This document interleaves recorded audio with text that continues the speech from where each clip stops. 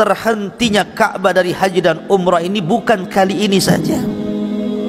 Dalam sejarah 40 kali lebih, bahkan lebih, pernah terjadi Ka'bah ini kosong, baik secara total atau sebagiannya.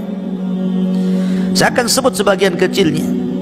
Disebutkan bahwa dahulu pernah terjadi sebuah peristiwa yang sangat menyedihkan pada tahun 317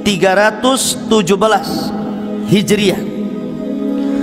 317 Hijriah, ketika berdiri tegak Syiah Fatimiyah, yang ketika itu ibu kotanya di Bahrain.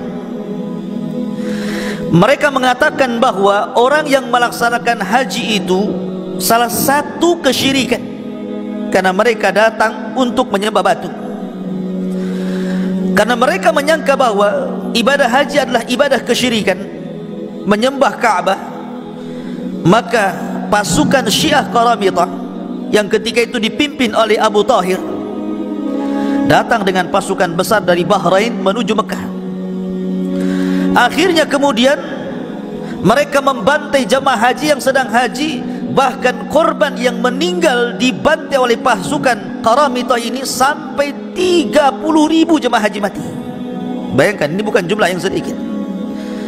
30.000 dibantai, bahkan yang berusaha untuk menempel di kiswah Ka'bah pun dibantai.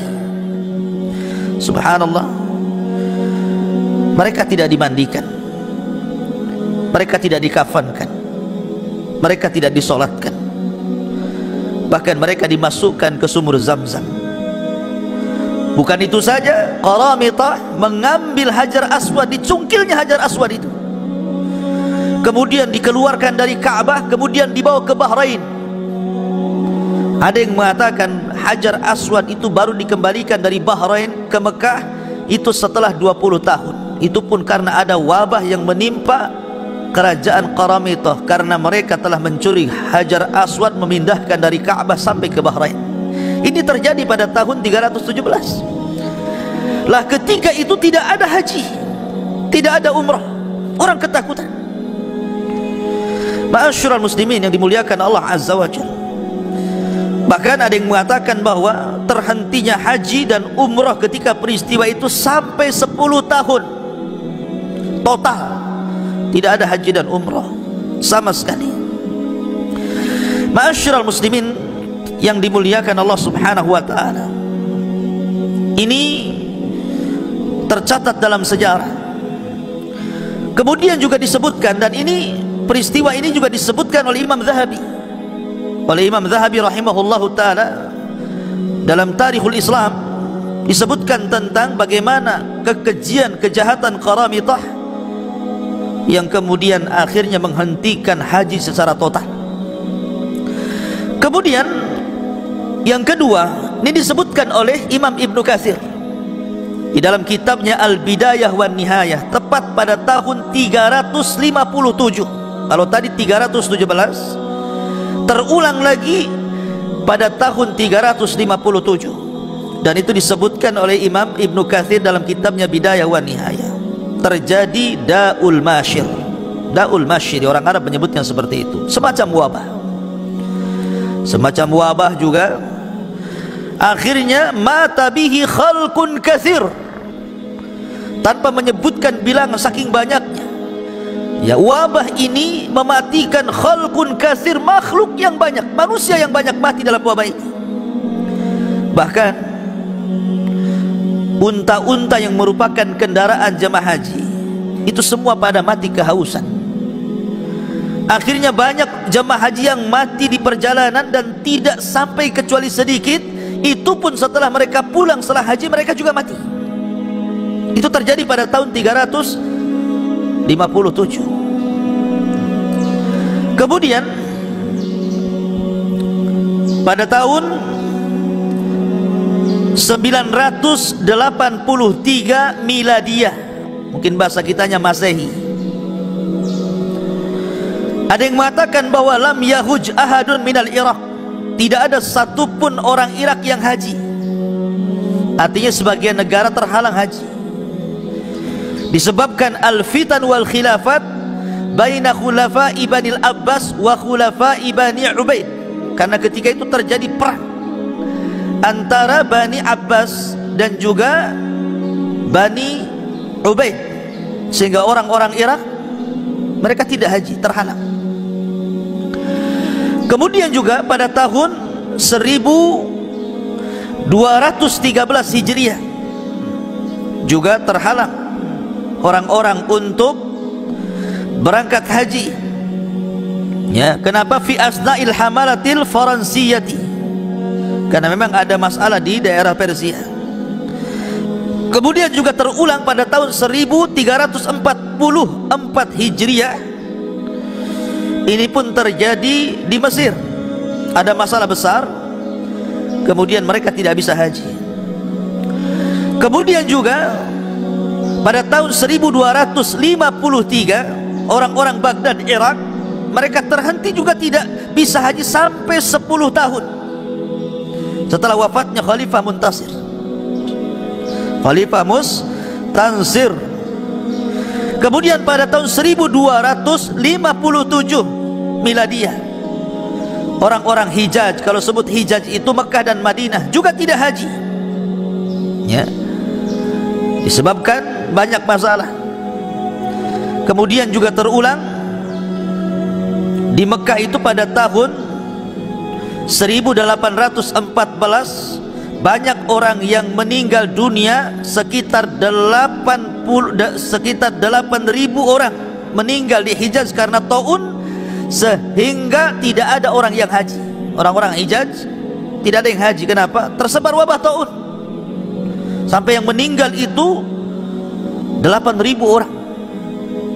Kemudian pada tahun 1831 Masehi ada lagi wabah berasal dari India sana, dan itu ketika terjadi musim haji, sehingga akhirnya wabah ini menular kepada jemaah haji, sehingga banyak orang yang meninggal dari jemaah haji. Maka ketika itu dihentikan. Kemudian juga pada tahun 1168 juga terjadi perang, sehingga banyak negara-negara yang kemudian tidak melaksanakan haji. Ma'asyiral muslimin yang dimuliakan Allah Subhanahu wa taala, jadi kesimpulannya ikhwan, bahwa banyak sekali peristiwa-peristiwa kenapa sampai kemudian Mekah itu dikosongkan. Apakah peristiwa hancurnya karena peperangan seperti di zaman Abdullah bin Zubair? Abdullah bin Zubair pernah berperang melawan Yazid bin Muawiyah, ya. Kemudian setelah itu, karena perangnya ketika itu menggunakan manjanik, manjanik itu ketepel besar, lemparan batu dari luar pakai ketepel besar, sehingga mengenai Ka'bah dan hancur. Banyak hancur Ka'bah itu. Dan peperangan dimenangkan oleh Abdullah bin Zubair, akhirnya dibaiat menjadi khalifah Hijaz di Madinah. Lah ketika itu akhirnya dirobohkan oleh Abdullah bin Zubair, betul-betul dirobohkan Ka'bah itu. Dan ketika itu tidak ada orang yang haji dan umrah, namanya Ka'bahnya roboh dan dirobohkan. Kemudian dibangun kembali ala qawaid Ibrahim berdasarkan hadis Aisyah radhiyallahu anha. Jadi Abdullah bin Zubair membangun Ka'bah itu sebagaimana qawaid Ibrahim, bukan sebagaimana yang kita lihat hari ini. Kalau hari ini kan Ka'bah itu bangunannya yang dibangun orang Quraisy, separuh dibangun, separuhnya Hijr Ismail. Tapi oleh Abdullah bin Zubair, Hijr Ismail itu dimasukkan ke dalam Ka'bah. Jadi bentuk Ka'bah itu persegi panjang. Kalau sekarang kan kotak. Kenapa? Karena ketika itu Abdul Malik ibn Marwan belum sampai hadis Aisyah. Ketika mendengar bahwa Ka'bah itu dirubah oleh Abdullah bin Zubair, marah dia. Maka dia utus Hajjaj ibn Yusuf membawa pasukan, kemudian menyerang Madinah dan Mekah. Maka meninggallah di tangan Hajjaj ibn Yusuf Abdullah bin Zubair. Dirobohkan lagi Ka'bah itu atas perintah Abdul Malik ibn Marwan, dibangun lagi, dikembalikan kepada bangunan yang pernah dibangun orang Quraisy. Dan ketika itu umrah terhalang, ya, karena dibangun lagi, dirobohkan, dibangun lagi, ya. Jadi dalam peristiwa kosongnya sekitar Ka'bah itu tidak ada yang tawaf di situ, bukan hanya kali sekali ini saja, tapi banyak sekali, bahkan ulama mencatat bukan 40 kali, 40 kali lebih. Walaupun yang disepakati 4 kali, memang total tidak ada orang haji dan umroh, kosong total. Dan yang terakhir ini masalah corona hari ini, tetapi lebih daripada itu dikosongkan oleh beberapa negara karena peristiwa-peristiwa macam-macam. Ada karena peristiwa tersebarnya wabah, ada karena mahalnya harga tiket, ada karena peperangan, ada karena politik, macam-macam. Tetapi ketika terjadi kekosongan Ka'bah dari zaman ke zaman itu, tidak ada pun tanda-tanda kiamat. Harusnya kalau memang ini diprediksikan ketika Ka'bah ini kosong, dan pernah Ka'bah ini kosong bukan hanya setahun. Kalau seandainya pemerintah Saudi ini kemudian membuka, mungkin tahun depan lagi, mungkin cuma setahun saja kosong. Tapi pernah terjadi di zaman penyerangan Qaram itu 10 tahun, tidak pun terjadi tanda-tanda kiamat. Ya. Artinya bahwa yang dimaksud di sini adalah, kalau yang dimaksud tanda-tanda kiamat besar, maka Anda terlalu jauh memprediksi. Tapi kalau ini tanda-tanda kiamat kecil, ya namanya tanda-tanda kiamat kecil itu bisa datang, bisa berlalu. Tapi tanda-tanda kiamat besar ini kalau sudah datang tidak bisa dihentikan. Hilang ini muncul itu, hilang itu muncul yang ini, hilang yang ini muncul yang itu, sampai akhirnya Allah kiamatkan dunia ini, sehingga terlampau tergesa-gesa. Karena sebelumnya banyak yang memprediksi akan terjadi kiamat pada tahun 2000 sekian, tidak pun terjadi kiamat. Oleh karena itulah maka apa yang terjadi hari ini adalah sebuah peristiwa kuasa Allah Subhanahu wa taala, yang Allah firmankan, wa manursilu bil ayati illa takhwifa. Tidaklah kami utus tanda-tanda kuasanya kecuali untuk menakut-nakuti hambanya. Dengan terhentinya Ka'bah, semua orang jadi takut. Ada apa ini? Ada apa ini? Kenapa Ka'bah kosong? Kenapa tidak ada orang haji dan umrah? Semua orang takut. Allah katakan, wa manursilu bil ayati illa takhwifa. Tidaklah kami utus tanda-tanda kuasa kami kecuali hanya ingin menakut-nakuti hambanya, liyukhawwifa ibadah, untuk menakut-nakuti hambanya, supaya apa? La'allahum yarji'un, agar mereka kembali kepada Allah Azza wa Jalla. Kalau memang betul prediksi bahwa Ramadan ini apabila kemudian berterusan Ka'bah kosong sampai bulan Dzulhijjah tidak ada orang haji, kemudian akan terjadi permulaan tanda-tanda kiamat besar, pertanyaannya, kenapa para ulama tidak angkat bicara sampai hari ini? Kenapa para ulama? Mereka hanya berpegang kepada beberapa karya ilmiah yang ditulis oleh hanya 1-2 orang saja, tanpa kemudian melihat para ulama-ulama yang lain. Di Saudi itu berjubel para ulama, karena gudangnya para ulama. Berapa orang yang kemudian memprediksi dan berapa orang yang kemudian menjauhi prediksi itu? Kalau memang ini perkara yang bahaya dan ini perkara penting, sebab kalau seandainya dijelaskan manusia bisa tobat, kenapa para ulama tidak angkat bicara?